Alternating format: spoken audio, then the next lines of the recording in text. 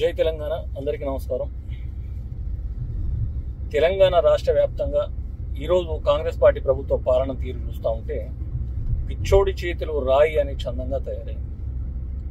పాలించడం చేతగాక ఏదైతే అబద్ధాల పునాదుల మీద ఏర్పడినటువంటి కాంగ్రెస్ పార్టీ ప్రభుత్వం పాలించే అనుభవం కానీ పాలించే చిత్తశుద్ధి కానీ లేక తెల్లవారితే అప్పులని చెప్పేసి రాష్ట్ర పరువు తీసినటువంటి ముఖ్యమంత్రి ఎక్కడ ఒక ఇటుక తీయలేదు, ఎక్కడ తట్టడి మట్టి పోయలేదు. కానీ 1,60,000 కోట్ల అప్పు దాటింది. ఇప్పటికీ కనీసం ఏ ఒక్క పథకాన్ని కూడా పూర్తి స్థాయిలో ఇంప్లిమెంట్ చేయడం చేత కానీ దద్దమ్మ ఈరోజు ఉన్నటువంటి రేవంత్ రెడ్డి.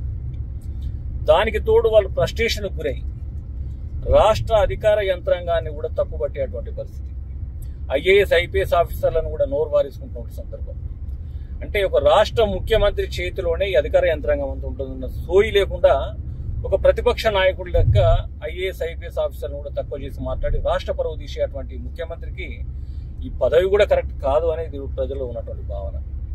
దానికి తోడు ఇంకోటి కోమటిరెడ్డి వెంకటరెడ్డి అనే మంత్రి, ఆయనే మాట్లాడతాడు, 10 ఏళ్ల నీ పాలనలో ప్రజలు పడ్డ ఇబ్బందికి గుర్తుగానే ఇవాళ నువ్వు మంచం పట్టినావని చెప్పేసి దిగజారి మాట్లాడుతూ ఉన్నాడు.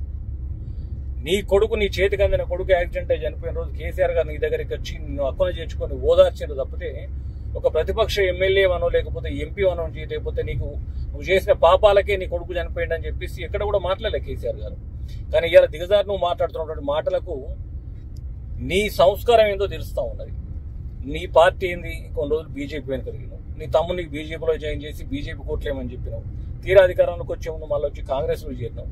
ఇవాళ నీ నోటికి వచ్చిన ప్రకటన చేస్తూ ఎప్పుడు ఏం మాట్లాడుతున్నావో అర్థం కానటువంటి పరిస్థితిలో మీ పాలన కొనసాగుతూ ఉన్నది. పొంగులేటి శ్రీనివాసరెడ్డి ఏడ పైసలు వస్తే అక్కడ పోయి పబ్బం గడుపుకునే పొంగులేటి శ్రీనివాసరెడ్డి కూడా ఇలా నీతులు చెప్పే నాయకుడు అయిండు. సిగ్గు ఎగ్గు లేకుండా గత ఆంధ్రప్రదేశ్ పాలనే గొప్ప అంటున్నారు. మీకేమన్నా చిత్తశుద్ధి ఉంటే పోయి చంద్రబాబు బూట్లు నాకండి, తెలంగాణ ప్రజలకు ముఖాళ్ళ మీద ముక్కు భూమికి రాసి క్షమాపణ చెప్పండి తప్పితే ఆంధ్రప్రదేశ్ను కీర్తించే మీరు అధికారంలో ఉండడం అనేది నిజంగా కూడా సరైనటువంటి పద్ధతి కాదు. ఎందుకంటే మేము చిన్నపిల్లలప్పటి నుంచి చూస్తూ ఉన్నాం, భారతదేశంలో హర్యానా, పంజాబ్ రాష్ట్రాలు పెద్ద మొత్తంలో పంటలు పండించి నెంబర్ 1 స్థానంలో ఉన్నటువంటి చరిత్రనే మాకు తెలుసు. మేము చిన్నప్పటి నుంచి పాఠ్య పుస్తకాలు చదివినటువంటి సందర్భం. కానీ మొట్టమొదటిసారిగా నూతన రాష్ట్రం తెలంగాణ ఏర్పడ్డ తర్వాత హర్యానా, పంజాబ్లకు కేసీఆర్ గారి పాలనలో మన రైతన్నలకు సైడ్ కొట్టినటువంటి గొప్ప సందర్భం. అంతేకాకుండా కేసీఆర్ గారి పాలనలో ప్రవేశపెట్టినటువంటి రైతు బంధు, రైతు బీమా పథకాలు ఐక్యరాజ్య సమితిలో నమోదైనవి. అదే రకంగా మేడిగడ్డ కాళేశ్వరం ప్రాజెక్టు భారతదేశంలో కాదు ప్రపంచంలోని 8 జాతీయ మీడియా ఛానళ్లలో లైవ్ టెలికాస్ట్ అయింది, 8 భాషలలో. ఇంత గొప్ప సందర్భాలను మీరు కించపరుచుకుంటూ మీరు అన్న రైతు బంధు ఏది 15,000 అయింది, 12,000 అన్నారా, 12,000 కూడా దిక్కులేదు, రైతు బీమా జాడనే లేదు, కళ్యాణ లక్ష్మి తులం బంగారం అన్నారు, అది పత్తలేదు, మహిళలకు 2,500 అన్నారు, అది పత్తలేదు, 4,000 పెన్షన్ చేస్తామన్నారు, అది పత్తలేదు, రైతులకు బోనస్ అన్నారు, అది దిక్కులేదు. ఏ ఒక్కటి చెయ్యకపోను ఒకటి ఆర్టీసీ ఉచిత మహిళలకు ప్రయాణం అని చెప్పేసి ఆ మహిళలను తన్నుకోవడానికి ప్రధాన కారణమైనటువంటి నీ పాలనలో ఇంతకంటే ఒరిగింది మరొకటి లేదు. ఏదైతే నువ్వు ప్రతిపక్ష నాయకుడిగా ఉన్నప్పుడు ఒక పేదవాడికి ఇల్లే ముఖ్యమన్నావు, ఇలా పేదల ఇల్లు కూలగొట్టుకుంటూ వాళ్ళ పాపం కూడా మూట కట్టుకుంటున్న ప్రభుత్వం కాంగ్రెస్ ప్రభుత్వం. మేము ఒకటే హెచ్చరిస్తా ఉన్నాం, మీరు ఫ్రస్ట్రేషన్లో పాలించడం చేతగాక కేసీఆర్ గారి మీద నోరు వారేసుకున్నంత మాత్రాన మీరు హీరోలు గారు. అదే ప్రజలు మిమ్మల్ని తరిమే రోజులు దగ్గరికి వచ్చినాయి, వస్తాయి. కేసీఆర్ గారు ఏదైతే 1 year టైం ఇచ్చి ఈరోజు మళ్ళీ ప్రజాక్షేత్రంలోకి వస్తూ ఉన్నారో వీటిని తట్టుకోలేకనే ఫ్రస్ట్రేషన్లో మీరు ఒక భయాందోళనలకు గురై వారి మీద నోరు బారేసుకుంటున్న సందర్భం.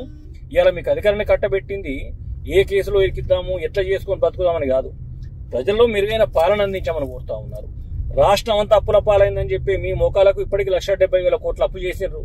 ఎక్కడ రూపాయి పని చేసింది లేదు, ఎక్కడ తట్టడి మట్టి తీసింది లేదు, ఎక్కడ ఒక ఇటుక వేర్చింది లేదు. ఏం చేశారు 1,70,000 కోట్లు? ఎవరికి ఇచ్చాను? రుణమాఫీ అన్నారు. రుణమాఫీ అంతా కూడా 60% కాలేదు రుణమాఫీ కూడా. దాన్ని కూడా మేము చేస్తామని చెప్పి సిగ్గు లేకుండా చెప్పుకుంటా ఉన్నారు.